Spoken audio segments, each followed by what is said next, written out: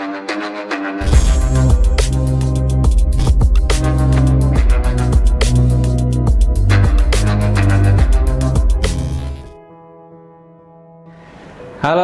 geng, selamat pagi.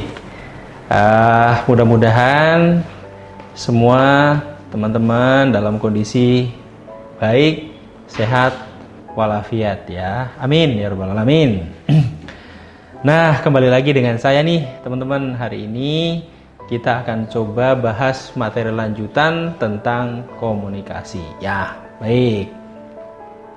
Sebelum kita bahas, seperti biasa kan, pasti teman-teman nunggu pantunnya nih. Oke, baik.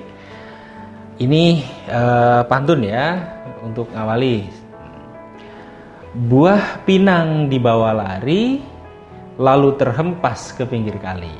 Oke, cakep ya. Sungguh senang hati ini ketemu teman-teman untuk membahas metakomunikasi. Baik. Selamat saya ucapkan sekali lagi kepada teman-teman yang sudah di tahap ini, berarti teman-teman sudah paham terkait dengan definisi, kemudian elemen, sampai bahkan tingkatan komunikasi ya. Nah, metakomunikasi ini teman-teman nanti juga akan digunakan oleh kita berkomunikasi di tataran praktek itu untuk melihat dan menentukan seberapa besar komunikasi kita ini efektif atau tidak ya. Kemudian metakomunikasi ini pertama kali dicetuskan atau didefinisikan oleh Gregory Bateson ya. Nah, beliau menyampaikan apa sih sebuah bahasa yang dikemukakan dalam metakomunikasi ini gitu ya. Nah, metakomunikasi ini adalah satu pesan di dalam pesan.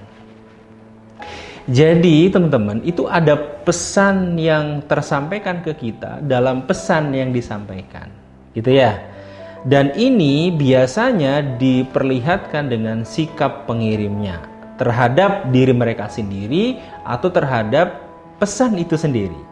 Nah, kemudian teman-teman, ini bisa kita nilai dari isi pesannya gitu ya. Jika isi pesannya itu positif misal, tapi respon orang itu terhadap pesan itu negatif, maka itulah yang disebut metakomunikasi. Oke. Nah, kemudian apa sih, Gus? Gitu ya. Misal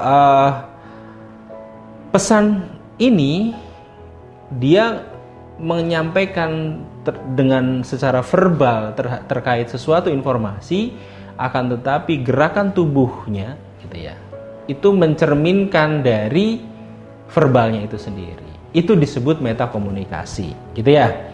Atau dengan kata lain, perasaan dan hasrat dari seseorang penyampai pesan itu terhadap pendengar. Oke. Nah, biasanya memang bisa dalam berupa pernyataan atau secara eksplisit ya, secara verbal itu dikatakan gitu. Nah, contoh nih teman-teman ya, biar lebih jelas nih nanti memahami metakomunikasi itu apa. Ini contohnya begini.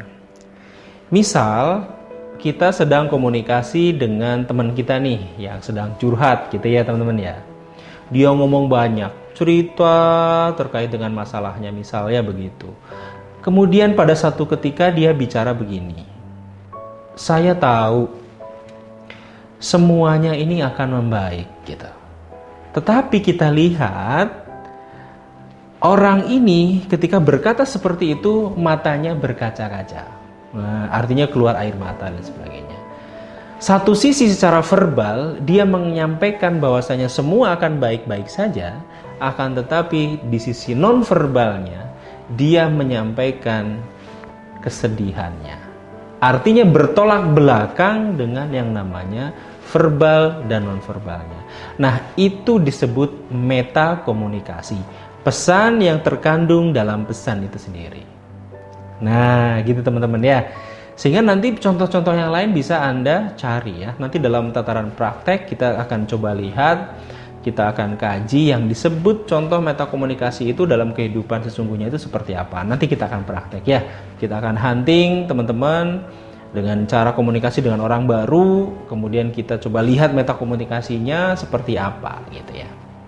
Nah, contoh lain ketika nanti teman-teman misal di dunia bisnis gitu ya. Di dunia bisnis, misal teman-teman dapat penawaran barang bagus, wah dan sebagainya ya. Penawaran, barangnya sangat bagus ini dan sebagainya, banyak kelebihannya dan sebagainya. Nah, dia berbicara di depan kita. Akan tetapi sikap tubuhnya misal ngelokro. Ya, gayanya tidak fokus terhadap apa yang dia bicarakan. Matanya kemana-mana gitu ya. Itu yang disebut tidak sinkron. Berarti ada hal yang sebenarnya dia tahu yang sesungguhnya dalam informasi itu, tetapi dia tidak ingin menyampaikannya kepada kita, tapi ternyata dia bertolak belakang dengan yang sedang dia pikirkan atau yang dia ketahui, maka akan ada perbedaan. Nah, itulah metakomunikasi. Sehingga nanti teman-teman kalau paham dengan metakomunikasi ini, saya yakin teman-teman bisa mengkaji orang dari komunikasinya, ini dia betul-betul menyampaikan apa adanya atau ini betul dibuat-buat. Nah, ini penting karena kemampuan ini nanti akan terus diasah sehingga kita akan bisa menjadi orang yang pandai komunikasi terhadap orang lain, bahkan kita bisa menilai komunikasi itu. Nah, teman-teman, untuk metakomunikasi ini memang kunci kita memahami orang lain. Nah, sehingga nanti akan saya perdetail lagi di materi saya selanjutnya, bagaimana caranya kita memahami orang lain. Ya.